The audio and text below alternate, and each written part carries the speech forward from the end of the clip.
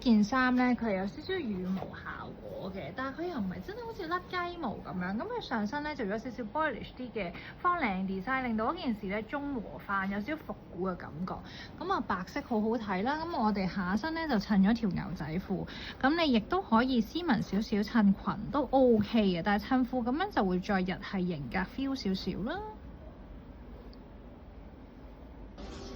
我而家呢一套咧係全白啦，有啲日韓 mix 嘅，上身咧有少少日系有溫柔啊嘅感覺，但係咧佢唔係用羽毛，佢用咗 fringe 嘅 design 啦，咁令到佢有少少 bohemian feel。你當然可以襯一啲 boot cut flare 嘅褲啦，咁令到佢再 hippie 啲。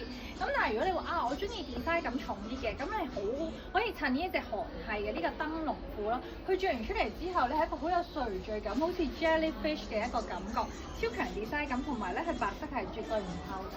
當然你係唔可以着一啲黑色啊或者熒光粉紅色嘅 underwear 啦，好似我咁樣着淺色咧係 OK，入面係有內裏。咁呢個腰位咧亦都係一個 free size 嘅設計，一着落去已經好靚㗎啦。